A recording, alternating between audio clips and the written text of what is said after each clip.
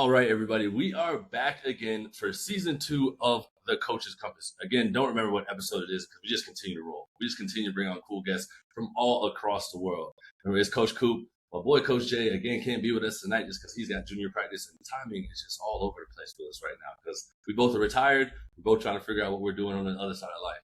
So now remember, hit that like, subscribe, comment button down below so we can continue to have this thing grow and continue to bring on cool guests from all across the world. Now, today, we have Dr. Emily, CEO and founder of Naboso Technology, author of Barefoot Strong book, global educator and speaker, but most importantly, on top of all of that, a proud mom.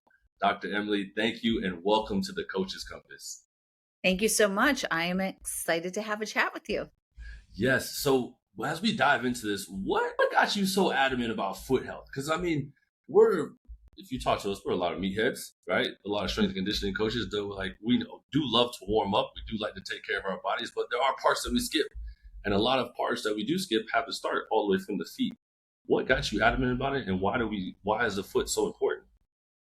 Yeah, so my journey into ending up in kind of the foot specialist category started when I was a competitive gymnast. And mind you, at that time, I did not have an appreciation for the foot as I do now. I wish I did. Probably would have taken my gymnastics career a little bit further, but I have an athletic background, which I think is important. And that's important to the education that I teach now because I get movement. I understand what you guys are doing when you're in the trenches with your athletes and then what the athletes are going through. But from being a competitive gymnast, I then got into the fitness industry. In the fitness industry, I absolutely love movement, human movement and performance. And then I started looking at graduate school and medical degrees, graduate school that I could still really emphasize and push into my passion for movement and fitness. Happened to be in New York City, which is where I was living. So it's a little bit part of why I ended up as a podiatrist is I was not willing to leave New York City, not knowing that it was actually going to shape into this career that just led to the different phases. The fact that I was a gymnast, then I got into fitness, then I got into podiatry. And then when I was actually going through my podiatry degree, which is very surgical based and very isolated, they teach us feet very isolated. It was starting to conflict with the way that I intuitively knew the story needed to be told. So I left residency, left my surgical training, went back to school, got my master's in human movement. And in that master's, I focused on barefoot science, really the neurological side of the foot. And then I came back, finished my podiatry training, got licensed, all that great stuff. But I added this layer from the beginning of an appreciation of movement from being an athlete, being in fitness, getting my master's, and then I proceeded forward with the podiatry. So it was a unique way, but it really harnessed my ability to create this niche within the movement space and within the medical category because our feet are obviously extremely important. Right.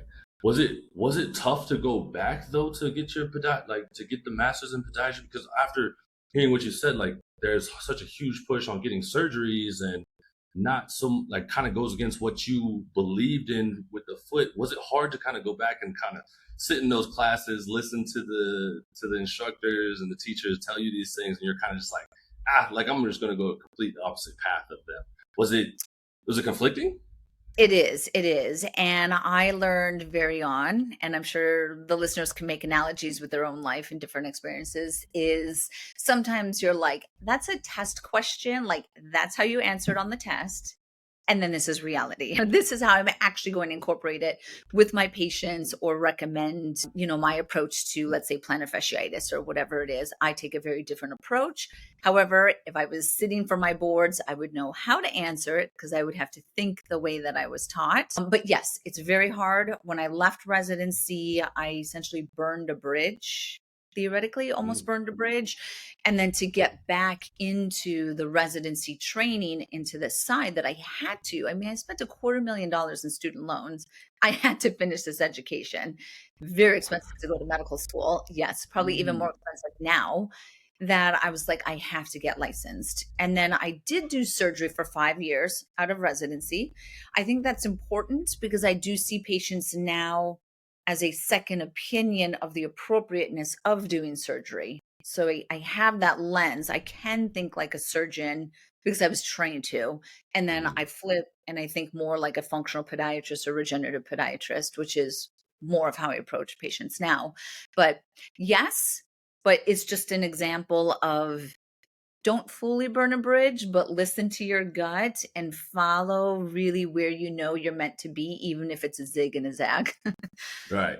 Now, I mean, you sound like a lot of us strength and conditioning coaches that go through that certification of CSCS, and then you kind of learn the basics, generals, and you're like, man, are we just like getting something out there just to put it out there, and then coaches kind of learn as they go, piecing things Yeah. together, and former athletes also taking things from other coaches that they learned from themselves. But then on top of that, with how did Naboso come about? Because that's like a if we look at on Instagram and everything that you got going on with it, obviously I have the ball here that I've been using since retirement now, Hmm. and how much it's helped me with just working on my feet. What came of how did Naboso come about?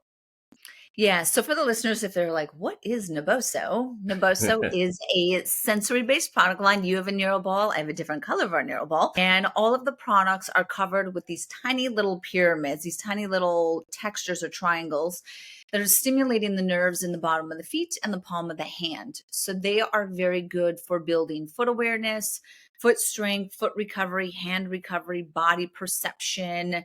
Just really falls under the movement prep or the recovery side, is how I like to think of the Naboso products. What's important to note as far as kind of how I got into Naboso is that my approach with feet and with podiatry is very integrated. When I took a break and went back to my master's and studied barefoot science, that was during the time of the barefoot running boom. And the barefoot running boom, 2008, 9, 10, like those years, was really my chance to kind of focus on and bring some validity, bring some science behind that space of feet and movement and shoes. So that aspect is important. Now, when I was traveling around and doing courses and education and things like that, focusing on barefoot science, minimal shoes, I saw that there was this question, especially with athletics, because that's where I started, is once I get an athlete out of their shoes, what surface should they train on? What then, right? There has to be more to the story. It's not just take your shoes off or wear minimal shoes and that's it. That's not the full story. So I started researching surface science. When I was researching surface science, I came across textured research, the power of texture. And I took that research and then essentially reverse engineered to create a product that was going to get even more out of the foot once the shoes were off or once you go into minimal shoes. So it essentially helped me push the foot activation, foot sensory story just a little bit further than being simply barefoot or wearing minimal shoes. I mean, the boom is back though now, right, with barefoot. How have you seen, Naboso kind of help even more now with the barefoot push? Because I mean, I'm just now learning a lot more about being barefoot after playing, right? You really hear about wearing flat feet, flat shoes, to train in. You don't really hear about training that much barefoot while you're playing because all the times we're putting in cleats, we're sponsored by Nike, you know, all those products are what we're supposed to be wearing because that's the best stuff out there. Then you come in here like after we're done playing, we really should have been barefoot, right? So now all my training has changed over to training barefoot. I don't have minimalist shoes, but I just wear Birkenstocks all the time. So Yep. I'm got my feet out all the time.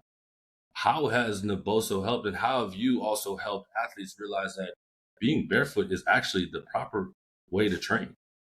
Yeah. So what I would say, and I've spent a lot of time the last decade pushing at through strength and conditioning, NSCA, their national conferences. I've gone into a lot of the pro team locker rooms and spoken to athletes and strength coaches and trying to get them to realize that the foot is not just this passive part of the body in a cleat. It may seem like that when you're on the field, but there's so much sensory stimulation. There's so many muscles. All of the fascial lines and muscles are connected through your deep core pelvic floor.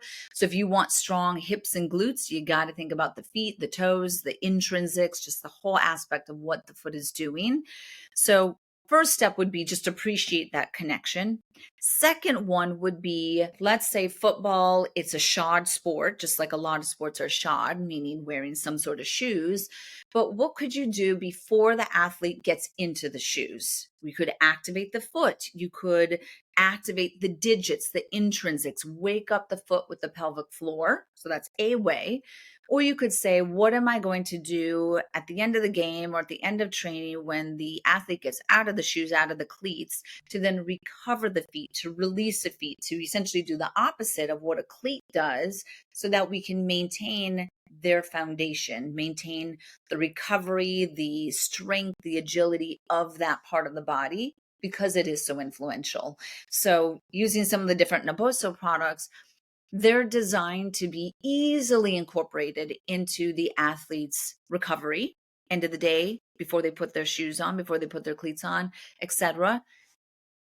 And then on the other side of what you were saying with barefoot is that you could do some of the lifts. And if I was working directly with the athletes, I would have them do their kettlebell, their Olympic lifts. There's a lot of the training that you could do, the conditioning that can be done barefoot. You don't have to do the whole sport barefoot, but some aspects to really teach the athlete to tap into that deep intrinsic foundational stability and power. What does that mean in that deep intrinsic stability and power, right? Because I mean, a lot of us don't, I mean, a lot of athletes are still currently playing, like the sports that you say, talk about that, need cleats all the time, right? They're still so dependent on the cleat, the shoe, ankle tape, ankle braces, all these things that are kind of at the end of the day are hindering, right? Because once you get done with the sport, you never realize how many injuries you come out with it in your feet just because of how much you've been told, just, hey, put your cleats on, let's go. Yep. So you could do it as either, so at Naboso, we have a textured insole that is 3 millimeters thin. So it's very thin. That would be an example. Put that in the shoes when you could put it in your cleat, theoretically. You could put it in your lifting shoes.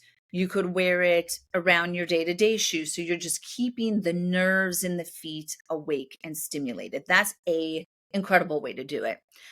Another way would be to really understand how to harness the power of the foot through the digits, through the toes. And I actually just came off a lecture that I gave around the toes, and that the power of the human foot is really within the toes. So toe flexor strength, toe anchoring. And if you can understand how to get your 10 digits activated and bring that mind-body connection to your toes in their action of pushing down, that then harnesses this power and stability. And there's different fascia lines in the body. Fascia lines are continuation of muscles and fascia, essentially. So there's a fascia line that runs from the tips of your toes, bottom of the foot, lower leg, inner thigh, pelvic floor, diaphragm, up your neck to your tongue. So you can theoretically feel this interconnection between the tips of your toes and your tongue, and I teach people how to activate it and stabilize it. And I will have them push their toes down into the ground like an anchor. And then while they're doing that, they'll put their tongue to their palate, and they should feel like there's this internal soft tissue skeleton that was just stabilized or activated when they did that. Not me over here just trying to try it while you're saying. I'm over here testing it out and seeing what you're talking about.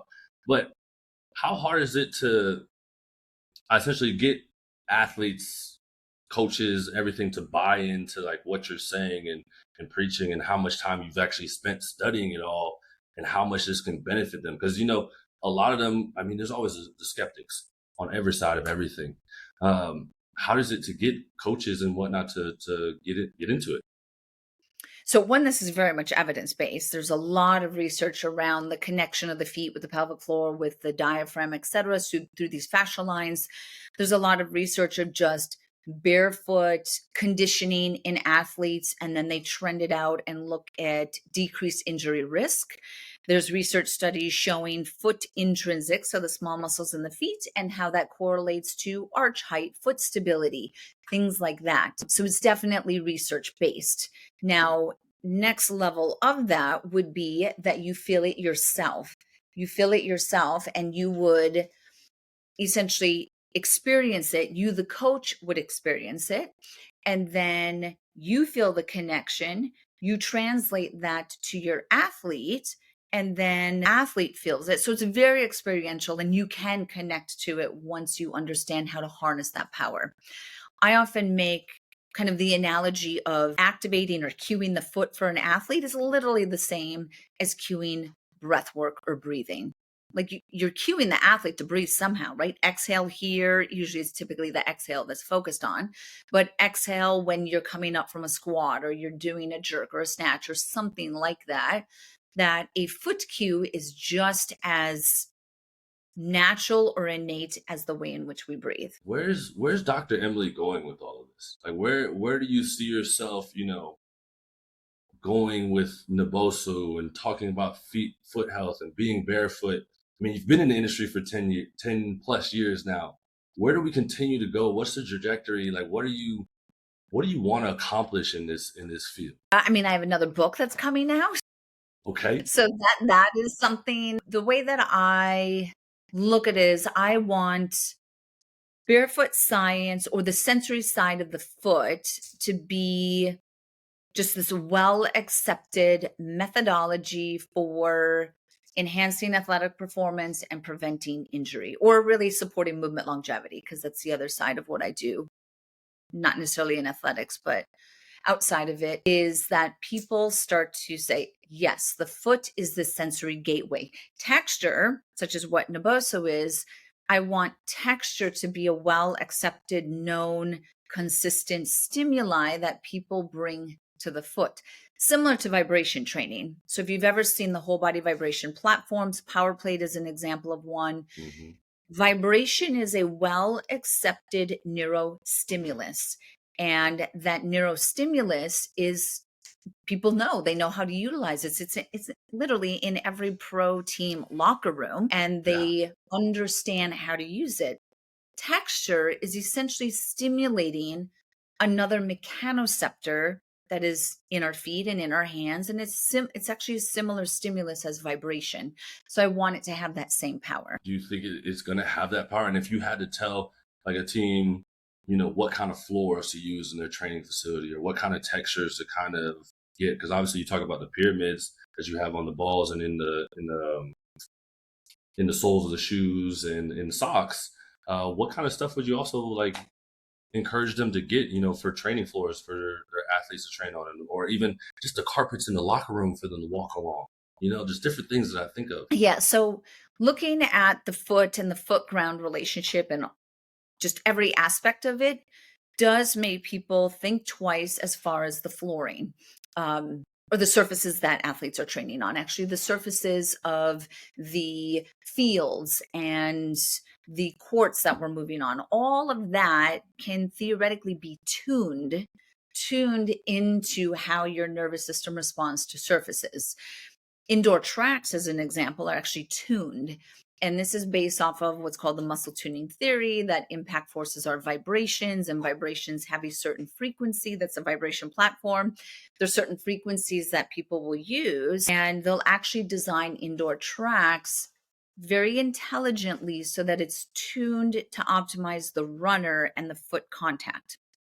Similar, I would love to have surfaces that kind of what a football, right? So a field, you can't just put dirt over concrete and then that's the field, right? Every field and the surface and the depth of that surface and what it's made of can support or actually restrict the efficiency of athletic performance, right? And I've actually noticed this, that when I travel around the world speaking about feet and barefoot science and just everything that I do, I'd given this story, and I'll share the story because maybe it'll make the surfaces make sense.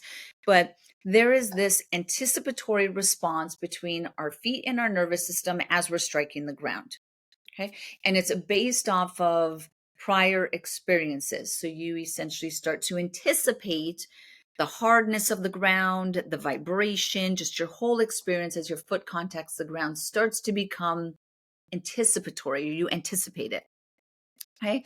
Now, the accuracy of how you load the impact has to match what you're anticipating, right? So if I anticipate a certain experience, it has to match the actual experience. Is that making sense? Yeah. So Dr. Ben O'Neill, who's really the founder of this muscle tuning theory that I'm speaking of, he was hired by Cirque du Soleil as an example. And Cirque du Soleil, which is an incredible, incredible demonstration of human performance, is that they had this new stage in LA, and all of a sudden all of the athletes were getting injured. And they're like, this is weird. This does not happen to Cirque du Soleil. We understand the body, our surface, all of that stuff. Ben O'Neill or Dr. Neig went down, looked at the stage, and what he saw is that every so many feet, there would be a support beam. And then every so many feet, there'd be a support beam, which meant that the stage that performer was landing on was inconsistent. So if they were anticipating as the experience and they experienced Y, there's a mismatch. What they anticipated didn't match what they actually experienced. So they were getting higher ground reaction forces. Their loading response was not accurate. They were starting to get plantar fasciitis, Achilles tendonitis, etc. So his recommendation was to make the entire stage very consistent. So no support beams. Every aspect of that stage has to be the exact same, essentially vibrational frequency when they land on it. Boom. They did it. All their injuries went away. So that's just a demonstration of how the surfaces that we move on and our experience, how we anticipate it, has to match what we're actually experiencing. Now, I was sharing this story, and I was in Australia, and they had one of the Australian football leagues, something that one of the strength coaches was there, and he was like, is this the same thing? My team, we got a new stadium. And as soon as we moved to the new stadium, he said the athletes were like, it's not the same. Like I don't have as much like zhuzh, right? When I'm moving, it's just like something is off. And they couldn't put words to how the new field and stadium felt different. What was different here is that the field directly under it was a parking garage, which is made of Oh, concrete.